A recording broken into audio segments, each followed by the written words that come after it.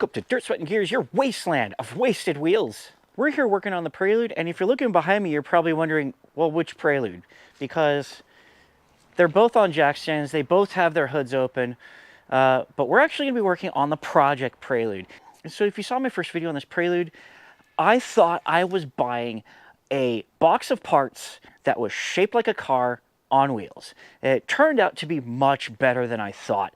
This car turned out to be a low mileage, clean title Honda Prelude for $750. Now, of course, it costs a lot more than that to get it home, and I've spent quite a bit more on that since, but this is a solid car. So today, we're going to pull some more panels off. We're going to take the bumper off, take the fender off, take the taillights out. We're going to bring it out here and we're going to wash everything. We're going to get a pressure washer in the wheel wells and on the new parts so that it is all nice and clean when we put it back together. So with all the further ado in the world, let's go into the garage and I'm going to show you what I'm up to. So it's pretty simple. First thing we got to do is we're going to remove the front bumper brace because I have a new one ready to go. And then we're going to remove this fender. That's going to require moving this car around a little bit. So I'm probably going to just pull these bolts and then drive the car out and then pull the remaining bolts that are behind the door once the car is outside. This panel is already off. I've pulled the old panel. This is just resting on here. Once we get the car out, we're going to take this off so that we can clean behind the panel here. So let's just get started. I'm going to start in the front and move to the back, and I'll check back in with you when I'm ready to move this car out. Because if you remember from my last video, we've got a little bit of a problem with the clutch, and I want to try to break it loose from its being stuck. And, well, it might end it really, really badly. I might end up going down the street there. So I definitely want to get that on camera, because if that happens, it's going to be hilarious and tragic. So we're going to just kind of bump it.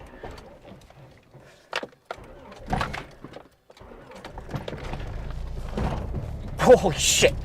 Okay, stop. That's good. That's good.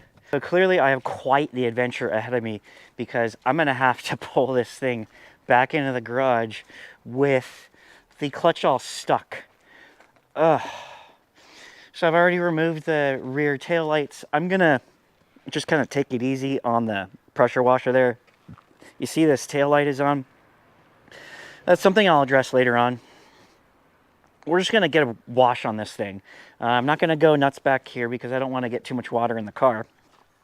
I'm really going to focus on the front, especially behind these fenders. I'm going to take that fender off, take this off, and then we're going to wash this car.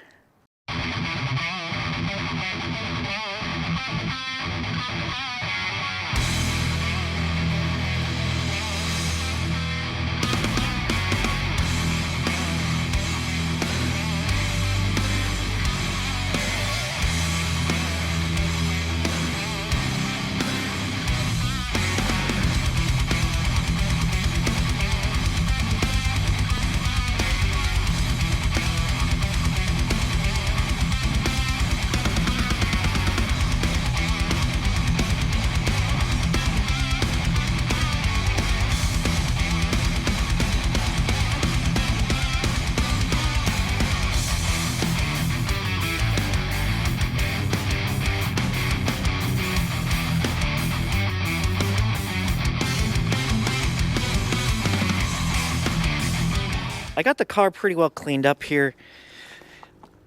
It's not ready for the toothbrush treatment, obviously, but I just really wanted to get the grime behind the fenders out of the car so that I don't have to worry about it.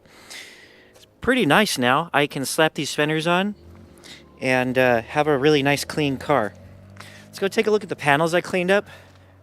My God, I'm really getting the collection of crap back here. So this is the inside of the driver's side fender. Inside of the passenger. I didn't even bother cleaning the outside. And I gave the fender liners a quick spray. I don't know why I'm keeping this passenger side fender liner. I'm probably going to replace it. So that's going to go on the list.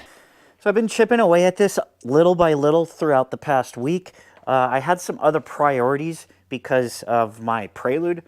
So I couldn't work on my Prelude. I have started mounting up the bumper brace. I painted it satin black. Looks like I need a little bit more over here, but I got it nice and clean over there. You can see where I'm going with it. I think I'm gonna start doing today is swapping this trunk lid. I have the replacement trunk lid down there. What you really need is another person. But I don't have any friends. So I'm doing it alone. Okay, I have one side bolted in. Now I can get the other side. I can relax just a little bit because... All right. The other side is started. So good. Now it's easy from here. Now you just thread in the top bolts and I can cinch them down. Snap these little caps back in and let's see if the trunk closes. No, it doesn't. Alrighty then. Oh, it does. There might be a little bit of adjustability that I need to do because it is set back just a little bit. Let me grab you and show you. There's just a little bit of adjustability here, I think, because it doesn't quite line up. It sits a little too far back. And yeah, especially on this side. So I need to loosen them and push this one in just a little bit. And there's like a bunch of bugs all over the trunk. So that's good. Well, it sits good enough. I am going to have to adjust the latch, but as you can see here, it's close enough. The latch isn't catching though, and that's because it was hit over here and it pushed the trunk lid a little bit that way. So I had to kind of like massage it this way a little bit, and there's a slight tweak in this rod, so I had to bump things around and you know, just kind of get it as close as I could. So I think it's close enough because looking over at my car's never been, well, it has been hit in the back. It was hit in the back underneath and it raised everything up a touch, but I've since set it back down. So the panel gap over here is really about the same towards the front of the car. It's just kind of exaggerated. It looks worse than it is on that car, I think because the colors are different, because the trim is more faded. But when when the trunk lid is closed, I think we're gonna be okay once I get the trunk latch grabbing it properly. Really doesn't feel like I've gotten much done because I've only really been doing little things. I started with this driver's side fender liner. I replaced all of the retainer clips and got that in. The passenger side is split in two. I'm gonna look for one on eBay because the guy down the street didn't have one. I managed to find the bumper sliders. That bumper slider was in my box of miscellaneous nuts and bolts. So I painted the front bumper support and repainted it, and that's what it looks like now. So that's fine. I've kind of stuck in all of these screws as a placeholder just because I don't want them or their clips getting lost. So I can really go any direction I want with this. I can begin doing the timing belt. I can begin disassembly for the clutch. I can put body panels on, and really, if I'm going to do any of that, I should give this a clean first, because I want to clean up under here, under the fender overlap, because when I put that on, I want that to be nice and clean. If I start tearing into the timing belt, I'm not going to have a chance to clean until I'm done, because I can't do that with a valve cover off. So I think now is the best time to do a quick initial steam clean, and then as I'm disassembling and putting things back together, I can clean stuff as I go from there.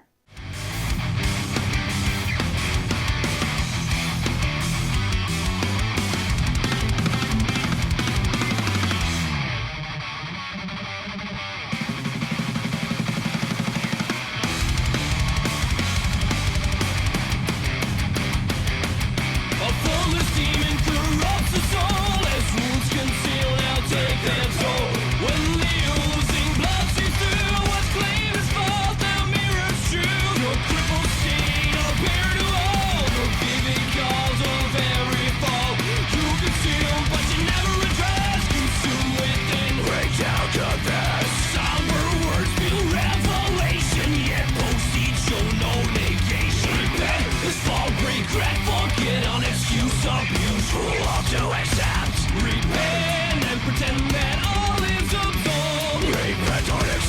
continue it all. Repent on your knees, you remain. Repent and you shall never be saved.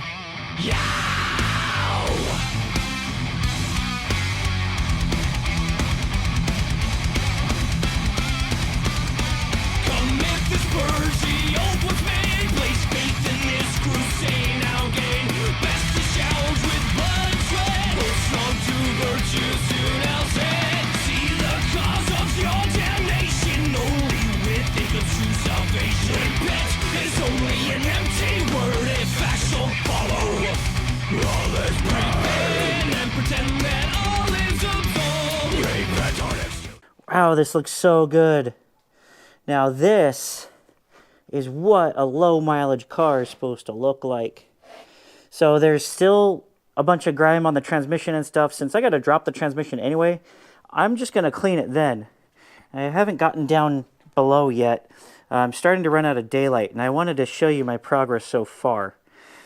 Obviously, I can go a little bit deeper, and as I get into cleaning this motor, I will. Like, for example, I have to take this out in order to get all that crap, take all of that crap, and there's going to be a lot of dirt on the body over there. And I'm going to address that when it is free. But wow. This is amazing. There's a little bit of grime still left around the VIN plate. That is going to take a few tries because it's just stubborn there. It's really stubborn. So when you're cleaning underneath the fender overlap here, you don't want to get too crazy with it because this is actually panel bond and it starts to soften up when you get it hot and scrub it. So I didn't want to go too nuts on it. I don't need it to be perfect. Right around here, this is just going to take multiple passes because that's just how dirt is sometimes. It's a little bit sticky, so I'm hoping once this dries out, I can scrub it again, agitate it again, and it will come loose. But for the amount of time, the amount of effort this was, the results are outstanding, and especially considering the amount of money. This was like 75 bucks, or no, it was 150 bucks. And this is the third engine bay I've done with the steam cleaner, so it's already paid for itself. And look how clean the trunk latch mechanism got. I mean, so good. It's so good. I'll probably clean this one more time. Oh man, yeah. This is encouraging. And as I take parts off, of course, I'm going to spray them down, scrub them, give them the toothbrush treatment, and put them back on. The battery tray, I just straight took it out. I'm going to clean this up and paint it black before I put it back in. I'm probably not going to put it back in until after I do the transmission. So I'm going to thread in those bolts over here just so that I know where they go and take care of the battery tray later. Timing belts, I like to start with the valve cover. I know you also need to get in here. You need to drop the splash guard, take the wheel off, and all that stuff. But I want to start up here just because we're still kind of doing some discovery on the engine. This is both nice and a little bit frustrating at the same time because all of the original fasteners are here, which is cool because it sure looks good, but oh, there's just so many more things to lose. Oh my God, there's so many more things to lose. I want to see inside these cylinders. And I'm going to keep these spark plugs on the cap until I'm ready to replace the cap, which won't be for a while. I'm going to do that pretty much last. I can keep that on there. Oh, jeez. Hold on. I don't really need to touch anything on this side until I'm ready to get over there. So let's take the spark plugs out and then stick a borescope in there and see what the cylinders look like because I've never seen the inside of a 127,000 mile engine. What? Oh, I need to push the rubber back in. Always make sure your rubber is on correctly. Stay tuned for more life advice here at Dirt, Sweat, and Gears.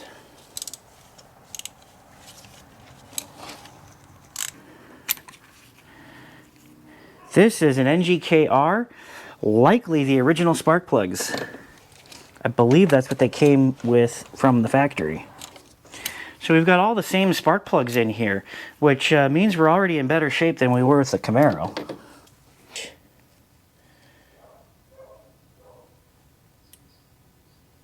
What are you doing? Ooh, look at those valves. Nice. Very nice cross hatching.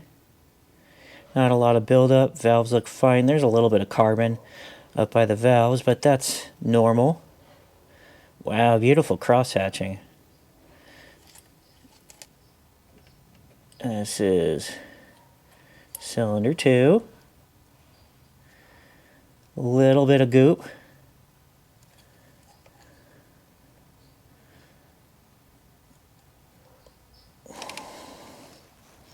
I'll switch camera positions so we can see the piston. Looks good. Cylinder 3. Come on. Get in there. Alright. Very consistent. Just like what we've come to expect from looking at the spark plugs. These valves are open. That's cool. That's cool to see.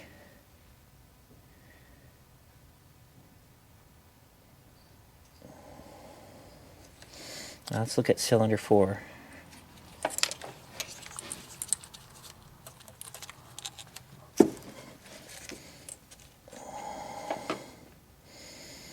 These valves are partially open. Oh, what is that there? Don't get stuck. Come on. What is going on there? That's a little concerning. Wow.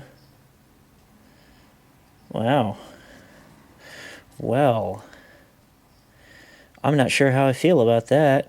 So next we're going to do a compression check because I want to see if this motor is healthy. We've got mostly good indicators. Got that little bit of scoring on cylinder 4, which I don't know if we want to be worried about or not. I'm going to go ahead and say no. But the compression check will tell us whether or not we should worry. Cylinder 1 is 140. Cylinder 2, 145. Cylinder 3, 145. Cylinder 4, 150. Well, I did crank cylinder 4 a little bit more than I cranked the other 3, but it's got good compression. So now we've kind of validated the health of the engine. We know the compression's pretty good. We know the cylinders look pretty good. There's that little bit of scoring, which I don't think we're going to worry about because that honestly could just be oil. I don't know. I didn't stick my finger on it, so and I'm not going to stick my finger on it. So next we're going to pull the valve cover and see what it looks like in the valve train. One of the things I'm looking for when I take a valve cover off is just how discolored everything is. Oil, you know, of course, as it ages and gets miles on it, is going to change color and it's going to stain. But how often you change it is going to determine things like how much sludge builds up and when it builds up, it's going to cake on everything. It's going to get everywhere and stick everywhere.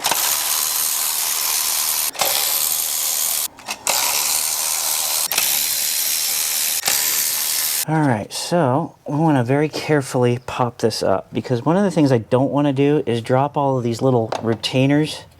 I am going to be replacing them, but I don't like where they go. They go into places that are really hard to reach. All right, so we've got a spot right here. It's an overhang against this bracket. Yeah, there we go. And we just pop it up. That's going to break the seal. Of course, we're not going to use this valve cover gasket again. Who would do that? I know people like to use valve cover gaskets sometimes, but I've never had them not leak when I've done that. And obviously, since this is the original, it's going, gone. Come on. I'm gonna drop it. I can already feel I'm gonna drop it. Oh, I dropped something. I dropped a washer. I'm not getting that back. That's stupid. Why is it not just a bolt with a washer on top? Why does it have to be a separate nut and washer? That's dumb. But we're gonna press on. Pretend like that never happened. That's gonna lose me 5 concourse points right there.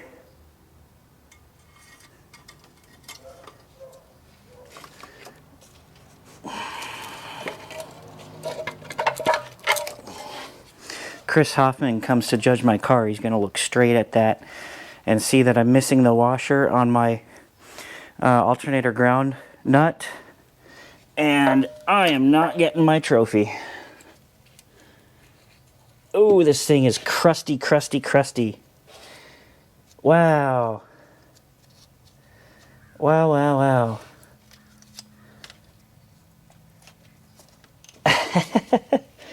I don't think I've ever pulled one off that was raising this stiff before. Shut up. Don't. I know what you're thinking. Look at that. It stands erect. And there's a lot of sealant here. This is black, so this may not be original. I don't know if the factory sealant was black. So, with the valve cover off, we see, well, this is kind of typical. There's not too much buildup there. It gets a little bit dark around the spark plug holes here, but you know, when I did my head gasket, it didn't look much better than this. There is a little bit of grime down at the valve spring, close to the valve spring. It's hard to see though. Just a little bit. It's kind of minimal. In fact, I'm willing to bet that just a couple of oil changes, if you do them at the correct intervals, if you do them at 3,000 miles, do that a few times, this will clear itself up pretty well. And then when it comes time to do a head gasket in another 150,000 miles, you're gonna go back to doing 3,000 mile interval oil changes, and your cylinder head will look like mine. I've always come between the headlight and the bodywork here because there's, on my car, a little gap here, but there isn't on this car.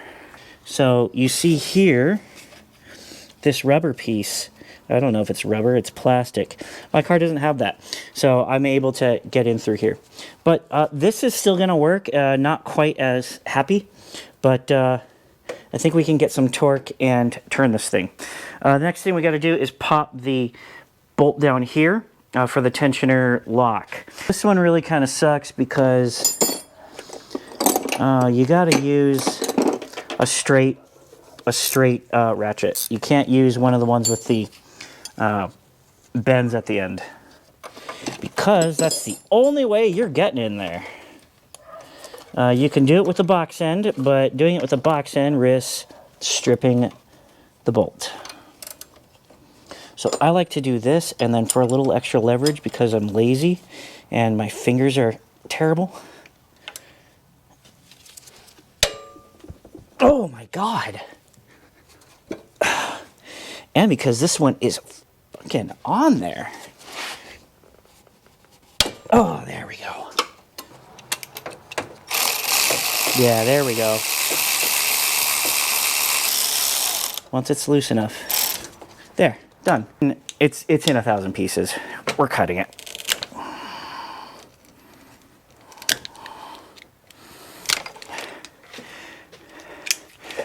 Yeah, a belt that's this cracked, you don't want to reuse it. I'll just cut it. Screw it. That belt's a pain in the ass. There. I'll show you how to do it when it's time to put the belt on. Basically, there's the adjustment bolt sticks out underneath the alternator down here, and then underneath it there's a through bolt that locks it in place. The original Prelude alternator, the hole that is on the alternator is threaded. So the bolt goes through basically an eye bolt, which is your adjuster, and then locks into the alternator itself. If you upgrade your alternator to like a 94 cord alternator, you're going to have a through bolt and a nut on this side because that alternator is not threaded. So just as we suspected, just like the power steering belt, the alternator belt is roached. It really does feel like I just did this recently. I wonder why. Okay, this is a 17, but it's not going anywhere. I'm going to try to get a little bit more leverage. This has definitely never been off of the car.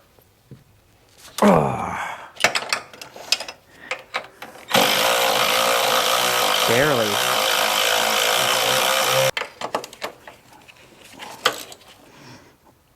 Oh, God!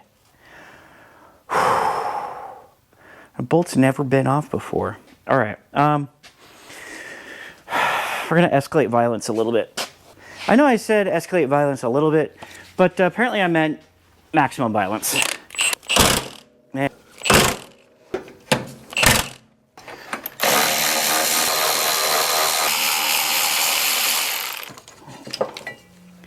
All right, one part has been removed.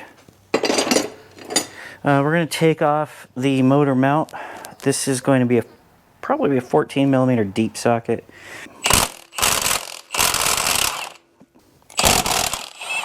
Not going to pretend like that was skill. I don't have luck either. I was going to say I don't have skill. It's all luck. I don't really have luck though either. So what do you call it when you don't have skill or luck?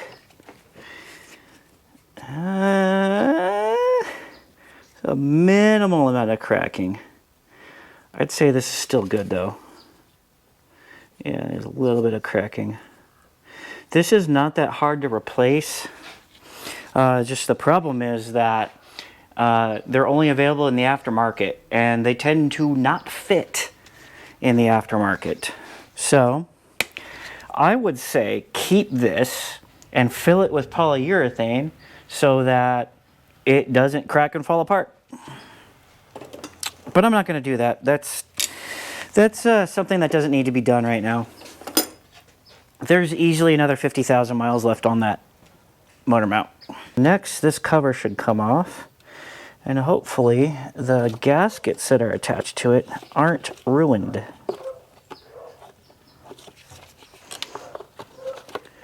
This one's a little bit tight. And by a little bit, I mean you're probably gonna get pissed off if you do this on the wrong day.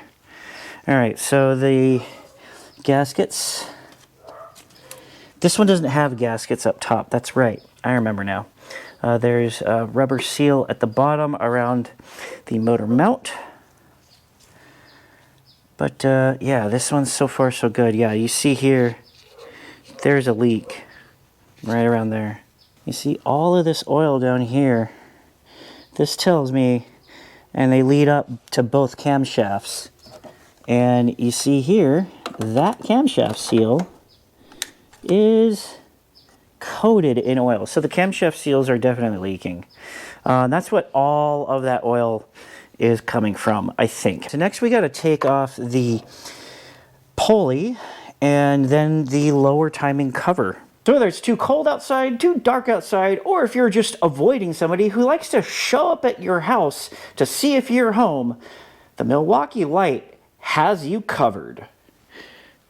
See, I can do a Milwaukee commercial. So a lot of what I'm about to do is off camera because I got to be under the car and it's a little tricky to get down there and film at the same time. So I'm going to come back to this bright, beautiful engine compartment after I remove the timing belt cover and the harmonic balancer. I'll see you in just a few minutes. Everything came off. I mean, there was no magic or miracles, but the real challenge here was that this is the first time any of this stuff has been disassembled. So the crank pulley bolt was really tough, but it was no match for my Milwaukee Fuel impact driver. The timing belt tensioner, however, that I could only get a 12 millimeter wrench on.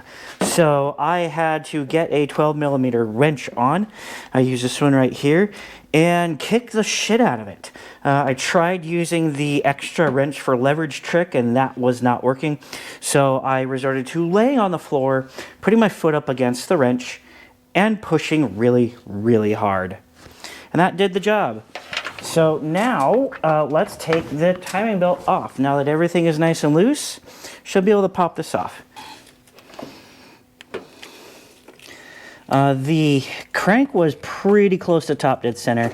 I'll have to center it up later on. I mean, it was close enough that I'm not going to have a terrible time getting it back.